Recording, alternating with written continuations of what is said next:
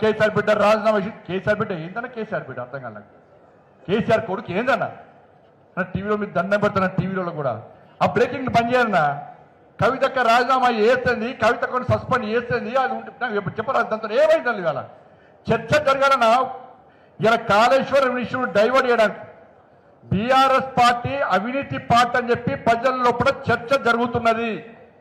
దాని నుంచి డైవర్ట్ చేయడానికి కాంగ్రెస్ పార్టీలోని కొంతమంది నాయకులు బీఆర్ఎస్ పార్టీ నాయకులతో కుమ్మక్కై ఇవాళ ఒక స్ట్రాటజీ, ఒక ప్లాన్ ప్రకారం ఆ ఇష్యూని డైవర్ట్ చేసి కవిత గారి ఇష్యూను ముందు తీసుకొచ్చి ఇలా కుటుంబం లోపల జరిగేటువంటి ఒక పార్టీ అంతర్గత విషయాన్ని ఒక సమస్యగా ఇలా చర్చ జరిగేటువంటి అవకాశం ఇవాళ కొంతమంది ఇస్తున్నారు. ఇవాళ చర్చ దేని మీద జరగాలి? కాళేశ్వరంలో కేసీఆర్ కుటుంబం 1,00,000 కోట్ల అవినీతి పాల్పడ్డది.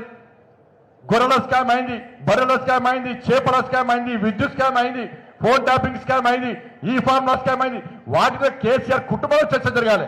ఇవాళ టీవీలు పెడితే కవితక్క ఎమ్మెల్సీకి రాజీనామా, కవితక్క పార్టీకి రాజీనామా, బీఆర్ఎస్ వాళ్ళు సస్పెండ్ చేసారు, బీఆర్ఎస్ వాళ్ళు ప్రెస్ మీటింగ్ పెట్టి తిడతారు, వీళ్ళు వాళ్ళని తిడతారు, వాళ్ళు వీళ్ళతారు. దాంతో తెలంగాణ ప్రజలకు ఏమైనా ఒరుగుతుందా?